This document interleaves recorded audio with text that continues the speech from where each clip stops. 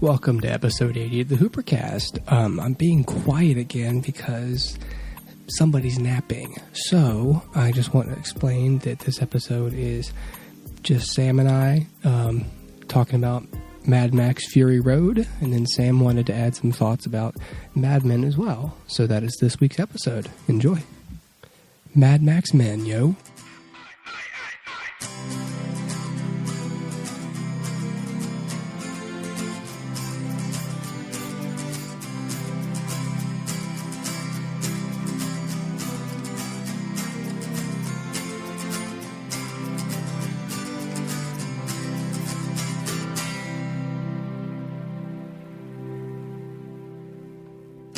Okay, Sam. Well, we just left the theater from seeing Mad Max Fury Road. Yes.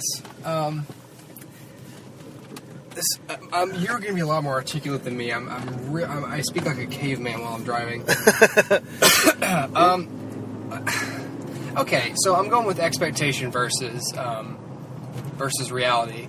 I had heard a lot about this movie and about how it was awesome and it was nonstop.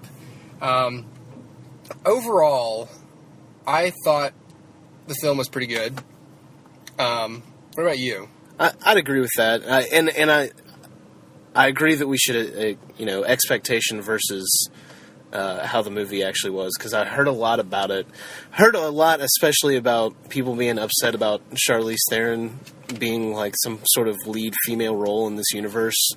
Which, admittedly, I watched the Mad Max movies when I was a kid with my dad. I don't really remember them. They're not very good.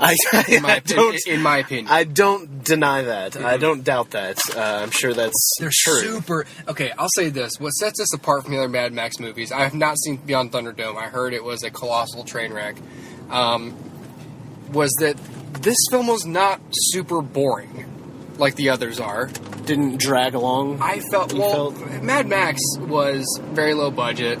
Right. And they didn't have... So I kind of understand. I don't know what Road Warrior's budget was, but I know that... I saw it, and everyone... It has 100% on Rotten Tomatoes, and I remember watching it. I bought it on Blu-ray without even seeing it. It's something I don't normally do. And I was like, well, this has 100%. I mean, how bad could it be? And I was very underwhelmed. I sold it a week later. I was disappointed. So with this one, when I kept hearing... I had no interest in this franchise, period, really. Yeah, okay. That's fair. But I kept hearing that the pace was very good and that there was so much action and something. And I thought, okay, well, they've obviously... This is different from what I'm used to, so I'll go see it. And it certainly delivered on the on all those points. Yeah, I mean, action-filled, not a lot of lull in between scenes or anything like that. I'll agree with that. Yeah. But I still feel like it was overhyped. I do too. I mean, it was great, but then what people were telling me, it's basically one big chase scene, and it is. But there's a point it hits where it pretty much grinds to a halt. And in other movies, it hits. Are you kidding me? This is. Oh, please go. Please go this time. I'm gonna honk, and if they don't go, I'm gonna go. Yeah. Honk. Hey. It's a... Oh, my Lord, was she not paying attention? Not at all. What the hell? All right, so... This is about to be one... This was a chase scene, and she brought it to a grinding halt. That was a big metaphor for the movie. It really was. We had not hit a stop sign, and all of a sudden we hit someone who wasn't paying attention while they were driving, and we grinded to a halt. Yeah, so in any other movie, such a meadow like that would have been fine. But when you open and maintain a movie at literally breakneck pace, yeah, and all of a sudden you stop and everyone talks very quietly, I shifted. I don't know if you noticed, I was shifting my seat a lot. Yeah, because I got tired. It wouldn't have been such a painful slow part of the movie if they hadn't set that pace the entire movie.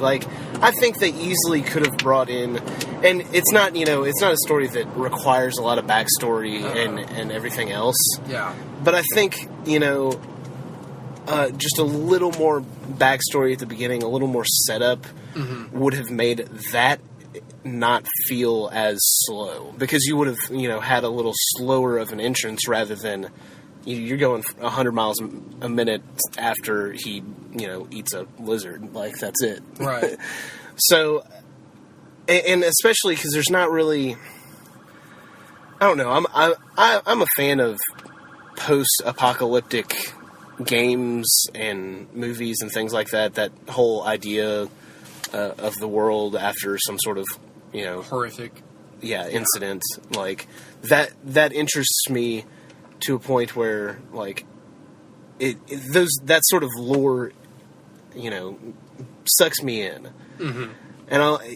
But I'd like to see how we got to that place, and I don't know if that's ever explained in any of the other Mad Max movies, but it's clear that they're not, like, real concerned with the other Mad Max movies. No. So I wish they could have introduced the universe a little more, since it's the first movie, and I assume they're probably going to try and make another one, but I don't really know. I believe they are.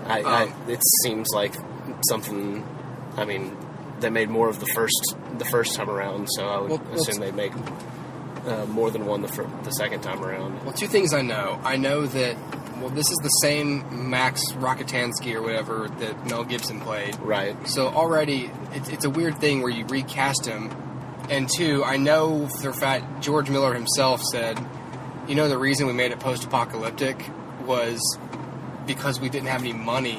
So we had to shoot, like, out in the desert and in these already, like, run-down buildings. Like, it was literally a creative choice that was made based on budget. Right. I don't think they weren't originally going to go that route, apparently. So I feel like it's really a setting, and they didn't really want to or care to traverse that territory about how we got to that place. Right. And I don't think they ever will. And I don't know, that just kind of bugs me personally, because... Yeah.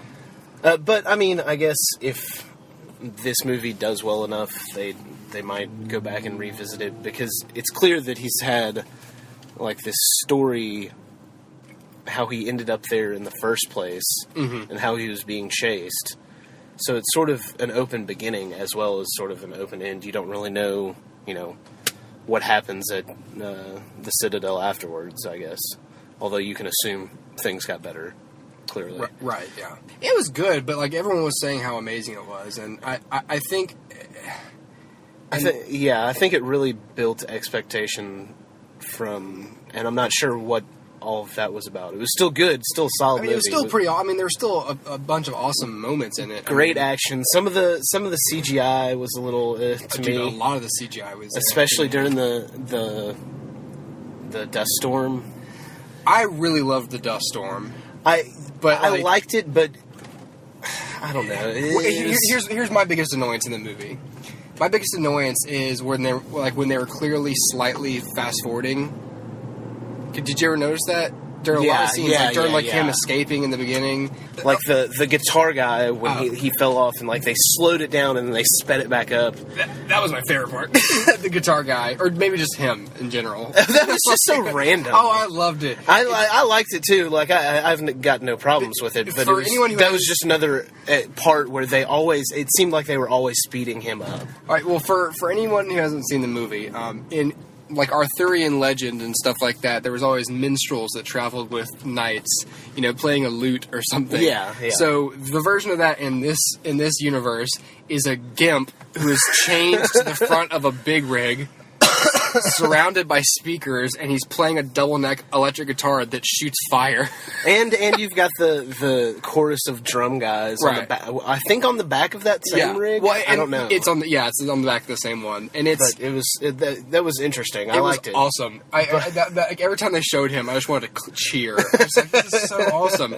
Like, if you notice, he's playing along to the score. Yeah. They did that. They did that a lot through the movie, where it was clear, like, they used the engines revving as part of the score. Yeah, I thought which that was good, cool. But at the same time, I think they could have backed off on the volume, if that makes sense. Yeah.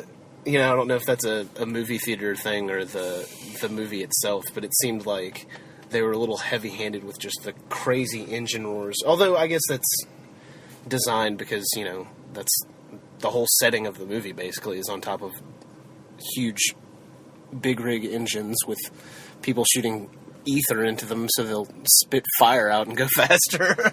I just love that. I just like the idea of that GIMP being up there. Presumably he does not come down. He doesn't. He's there. All the time. He's not allowed to eat or drink or poop. Overall, solid movie, but I just overhyped for whatever reason. I don't think it was bad. I think it executed itself pretty well. Yeah. Except for the lull when they just. I hate that they just were like, oh, yeah. Maybe he's right. Maybe we should go back. And he didn't, bring this up beforehand. He was clearly working on something, and then he was like, nah, I'll let him drive off into the salt. And then he was like, actually, we should go the other way. Yeah, I guess so. He probably could have brought this up before, we started driving that way. But then, sure, okay. And by the way, did you has his ghost daughter, saved his life? Yeah. The ghost daughter was just strange. But that's another part that, I think they could have expanded on at the beginning. That's more for the fans, because that's kind of how he gets started, I think, is his family gets killed or something. But I think that was their version of reestablishing that, but not try not to waste time with it. Yeah. They made it seem like a spaz. But, yeah. But I guess, if they decided to go with a setup prequel route, that would be the story, because it was so clearly part of this movie, but it wasn't explained past, just oh, you would save us. You said you would save us. Yeah. Yeah. I think it would be good to see that, But I get why they did. What had didn't. happened? Yeah, how he got to that place. Yeah. But, I don't know. I mean... I imagine that would be a much slower story, too. I feel they were just trying to... blockbuster action film. What I've noticing with stuff, and it's not necessarily a bad thing, is when they are doing stuff like trying to establish a property, I've noticed that they focus more on tone than anything else, which I'm fine with. They're trying to show people these are the kinds of movies these are going to be now. And I guess maybe they're being overly cautious and not trying to load it up too much. And maybe for them what was important in this one was branding Tom Hardy as Mad Max. Right. And, and re-immersing you in the world and trying not to inundate it with too much character, because who wants that? You know what I mean? I was telling, we were talking about Daredevil. One of the points I brought up was that I feel like they're just trying to establish this world, and they were trying not to set the bar too high and try to juggle too much at once, which you could argue is a sort of a cop-out, but at the same time, it's well, if they're trying to play it safe, though, and get this franchise started and then makes sense. And then enhance the next one, right? Then maybe that's what they're doing. Maybe they're just look, Tom Hardy's Mad Max, and he's not even really the main character of this film. No, Charlize Theron is the main character. Yeah, Furiosa is basically the star. I mean, her name's even up higher than his physically on the screen. But he's the title character. Right. But it's not. But he's just sort of a guy who happens to be there. Yeah. This whole breaking the wives out of the Citadel and trying to smuggle them out. This does not involve him. It was never part of his plan. Yeah, he's only there because one of the drivers is getting blood from him, and he really wants to go. And he happened to get captured right before all this shit happened. Right, and they're connected already by a bloodline, so he wants to take his blood bank with him. Yeah, which I like that. I like that part of the movie. I like that character because you could see he realized in this world you have to do whatever is going to let you live for the next 24 hours or something. Right. You are day by day trying to survive, and he realized after fighting so hard to get back to the wives that, well, now I'm screwed. I can't go back now. Yeah. So I like that transition in the character, but obviously Furiosa was the lead, and I thought badass. I thought she did a great job. That was awesome. I really did hear a lot of random stuff about I guess I don't know who, but people getting upset about her being cast as a lead, and I thought it was great, and Charlize Theron's hot all the time, so I don't care. I don't care if she has a shaved head or not. Hot. You just heard the feminist arguments. And I'll tell you what, she is super hot. I mean, but I mean, I heard some people saying they're sort of branding Mad Max as like this feminist hero tale, and that's almost oversimplifying it. I mean, it's if you really want to champion the feminist cause, don't bring it up at all. Yeah. Just cast people and just go. Yeah. But I will say, like, she was the most watchable part of the movie. I mean, I liked Max, agree. but she had the most charisma. She had the best moments, I think. Yeah. And she didn't have an ounce of, like, hesitation or I don't know, just not vulnerability, but weakness. But you also got more of her I know story in the process, too, is, you know, like, she was taken from her home and she was trying to get back with these wives, and then, like, you see sort of the defeat when you see the whole, like, oh, it doesn't exist anymore. Like, I've been gone so long. Right. And that life isn't available to me anymore. You really saw a whole arc from her, whereas with Max, I don't feel like you saw as much of an arc. You just saw him being injected into the situation and doing what he had to do to survive. Yeah. What I don't like in movies is what occurred here, which is lots of ADR, lots of dubbing after the fact. Yeah. And I know they have to because they're out in, like, the desert, and I'm sure their sound was windy or something. Right. I can understand why they might have, like, audio Technical problems. issues with it. But I really hate it because especially when Max talks, it was a lot like the Bane voice, which obviously it's the same actor, but that was also a voice that was dubbed in after the fact. And the clarity of it in the midst of everyone, like when Charlize talks, I can tell that. Look, I didn't work on the movie. I don't even know. But I felt like a lot of her dialogue was what was shot that day. Yeah. I felt like a lot of Tom Hardy's dialogue. Yelling over engines and things like that. And Tom Hardy's... And there's like unseen, like, I feel like you could tell that one, like, even when she turned, I could tell when she was facing the mic and not. So I knew that was... But his was always, like, crystal clear. And I thought... And he never... I can't think of a single instance where he really yelled either. Yeah, So exactly. everything he had to say was sort of muttered like this. And it came through crystal clear, like you said, through all of the background mess. And I guess that's just something I'm going to have to accept, but I really can't stand ADR. And I'm sure when they got back and they listened to all the audio, they were like, shit. Like, I'm not saying that they were like, hey, you know what, let's just ADR all of this just for the fun. Yeah. Like, I'm sure they weren't happy either, but it takes me out of it because I think of Tom Hardy just standing in, like, some sweatpants. In a sound booth. Yeah, in a sound booth with, like, an Evian. Like, someone like, you know. My name's Mad Max. My world is fire. And blood. So. And tit milk. Yeah, and booby milk. I like how they hand it to the guy and he's like, taste this. Is this good milk? And he's just like, oh hell yeah. This is the best. This is prime. This is prime milk. Yeah. Super weird. Yeah, other than that, I mean, just a lot of people with gross tumors and goiters and boils. Yeah, and just a general, like, run and gun. And not like just I don't know, the editing.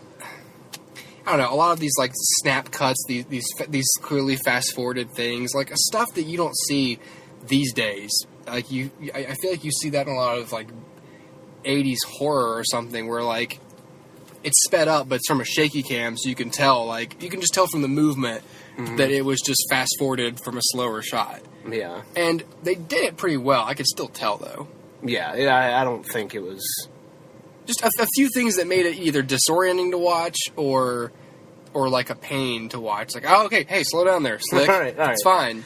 You know, these crane shots in the desert are doing it for me. How about just show me more of those? These weird handheld zoom-ins to, you know, Darth Vader's, you know, uncle, you know, with... Yeah. Well, okay. Yeah, I guess that's our thoughts on Mad Max. My name's Mad Max. My name's Mad Max. That's not a knife. This is a knife. I will give my 2 cents on Mad Men while we're sitting here, though. The Mad Men finale. I really enjoyed it. I'm going to keep it short because you covered it and John covered it extensively. Really enjoyed it. One of my favorite series. Like you, I jumped in probably, I think, started watching it live on season 5. I got it from a friend and just went through the DVDs and marathoned it. And really got sucked into the world. The 60s is just a fascinating time period anyway. But I really liked the finale. I liked Stan and Peggy getting together. I thought, like John said, that was always...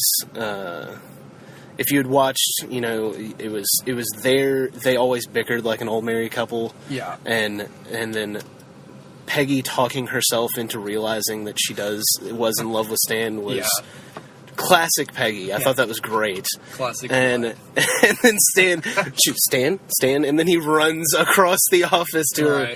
I thought that was great. It wasn't forced because it really was always there. It was set up, I think. Yeah, it was set up, but it wasn't like...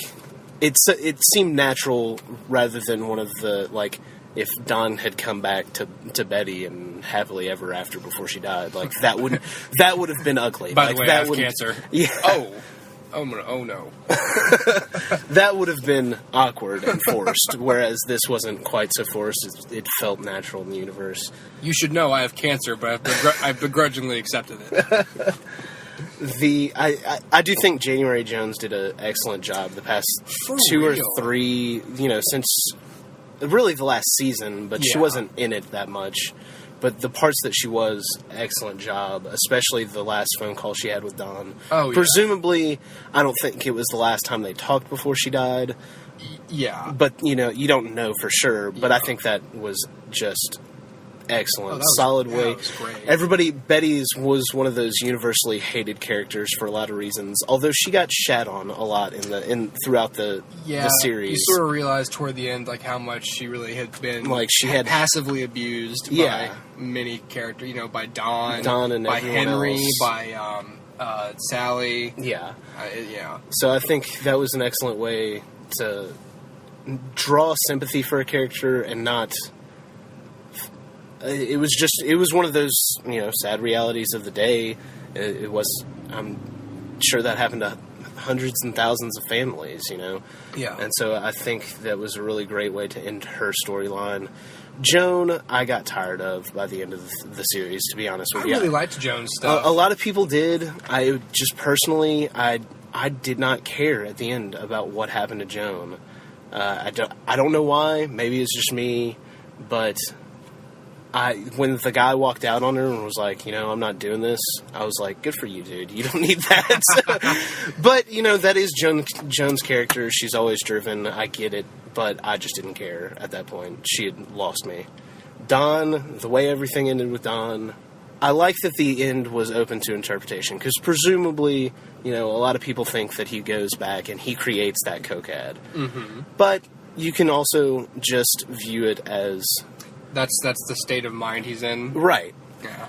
And that's how I read it as first. And then I did too. I did too. That's the way I thought of it at first. And the more I read, the more I thought about it. I kind of get that he would go back. But I like to think that he didn't. Mm-hmm. Just because I don't care for him to go back. Well, and it works on any level. It works because even if you prefer to think that he did not go back to McCann and make the ad, it still works as him arriving at a better place and having a new outlook. But that's the whole, it was cyclical. Don always went through these things. Yes. And, felt like he had an epiphany, came back, and then, started drinking again and doing everything else that he'd been used to. So it's not a stretch to think that he did go back and made one of the greatest ads of all time. And, probably had a lot of sex because of it, presumably, because that's what Don does. Yeah.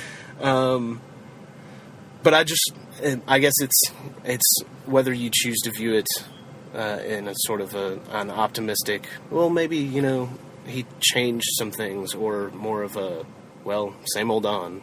Yeah. I don't think it was a disservice. I think it was perfect, honestly, because it gives you that option of, believe what you want to believe happened. I don't think that there really needed to be any sort of neatly tied up ending for Don, because that, whether he chose one way or the other, it didn't end up neatly tied together. I promise you that. So whichever route he took, I'm sure was just Don, but it's not. You don't have to feel forced and pigeonholed into like, oh, Don went back and did this and, made amends with Betty and all this sort of stuff. You can just view it as whatever you want to, and I like that. That said, the actual ding and the playing of the Coca-Cola ad at the end of the finale, I laughed. It was just so goofy. I like the way they did it and everything, but like when it happened, when it came on, and I was watching it, I was just like, what? Tara was like, what the hell was that? Yeah, that's what I did.